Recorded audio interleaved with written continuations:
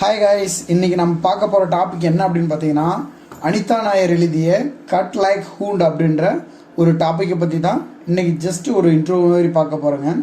So இதோட type என்ன அப்படின்னு பார்த்தீங்கன்னா நாவல். இது செட்டான இடம் அப்படின்னு பார்த்தீங்கன்னா பெங்களூர், இந்தியாவில் இருக்கக்கூடிய அந்த பெங்களூர் பிளேஸில் தான் வந்து செட் ஆகிருக்கு. பப்ளிஷ் ஆனது வந்து 2012 இது பப்ளிஷ் ஆகிருக்கு. சரிங்களா, நாம் ஃபஸ்ட்டு இந்த நாவலில் இருக்கக்கூடிய கேரக்டரை பற்றி ஃபஸ்ட்டு பார்த்துக்கலாம். ஸோ கேரக்டரை பற்றி பார்க்கணும் அப்படின்னா ஃபஸ்ட்டு கேரக்டர் வந்து கவுடா. இவங்க யார் அப்படின்னா ஒரு மிடில் ஏஜ்டு போலீஸ் இன்ஸ்பெக்டர் இவங்க. சரிங்களா, ஸோ இவங்க என்ன பண்ணிட்டு இருக்காங்கன்னா அந்த சிட்டியில், அந்த பெங்களூர் சிட்டியில் நடந்துட்டு இருக்கக்கூடிய ஒரு க்ரைமை பற்றி வந்து விசாரணை பண்ணிட்டு இருப்பாங்க. ஸோ செகண்ட் கேரக்டர் வந்து யாருன்னா கவுடாவோட ஒய்ஃபு. ஸோ இவங்க வந்து எங்கே இருக்காங்க அப்படின்னா அவங்க கூட தான், அவங்க ஃபேமிலி வந்து ரன் பண்ணிட்டு அவங்க கூட இருந்துட்டுருக்காங்க. ஸோ தேர்ட் கேரக்டர் வந்து சந்தோஷ். ஸோ இவங்க வந்து என்ன பண்ணிட்டு இருக்காங்க அப்படின்னா சப் இன்ஸ்பெக்டர்.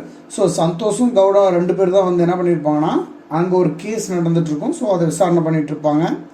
இப்போ நம்ம எங்கே போகலாம்னா ஸ்டோரிக்குள்ளே போயிடலாம்.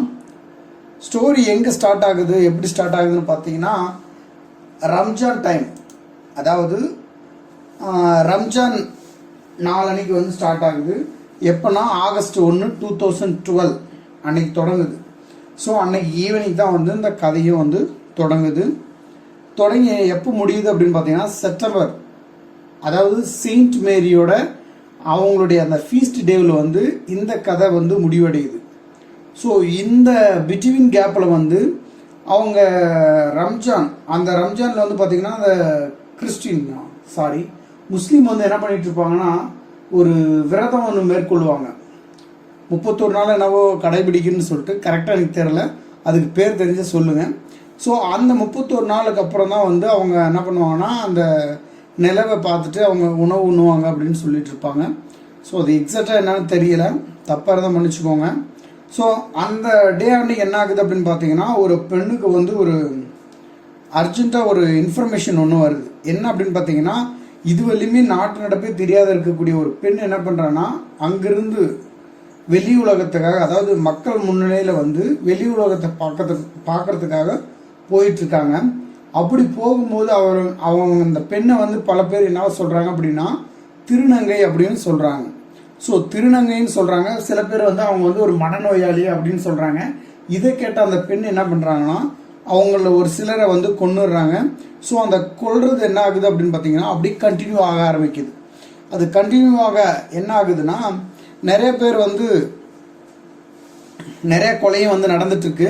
ஸோ இது ஒரு பக்கம் நடந்துட்டு இருக்கும்போது போலீஸ் வந்து யாருன்னா கவுடா அதே மாதிரி சந்தோஷ் இவங்க ரெண்டு பேரும் வந்து விசாரணை பண்ணிட்டு இருக்காங்க. இப்போ நடக்கக்கூடிய அந்த கொலைகளுக்கும் கடந்த காலத்தில் நடந்த அந்த கொலைகளுக்கும் வந்து ஏதாவது ஒரு வேரியேஷன் இருக்குமா அப்படின்னு சொல்லிட்டு என்ன பண்ணிட்டு இருக்காங்கன்னா சர்ச் பண்ணிட்டு இருக்காங்க. ஸோ அதுவும் அவங்க என்ன பண்ணுறாங்கன்னா ஃபைனலைஸாக ஒரு முடிவுக்கு வராங்க. ஆமாம், இதுக்கும் வந்து பழைய காலத்தில் நடந்த, அதாவது பாஸ்ட் நடந்த கொலைக்கு வந்து ஒரு ரிலேஷன் இருக்குது அப்படின்னு சொல்லிட்டு கவுடா வந்து ஒரு முடிவுக்கு வந்து வந்துடுறாங்க. ஸோ அவங்க வந்து இந்த கொலையை வந்து கண்டுபிடிக்கலாம், அதாவது என்னன்னா யாரு கில் பண்ணுறாங்க அப்படின்ற விஷயத்த வந்து கண்டுபிடிக்கலாம் அப்படின்னு சொல்லிட்டு நடந்துட்டுருக்கு. ஃபைனலாக வந்து என்ன சொல்கிறாங்க அப்படின்னா அந்த ஸ்டோரியில் வந்து அவங்க வழியை வந்து பார்த்துட்டு இருக்காங்க. அதாவது போலீஸ் என்ன பண்ணிட்டு இருக்காங்கன்னா அவங்களோட தேடுதல் வேலையை வந்து தொடர்ந்துட்டே இருக்காங்க.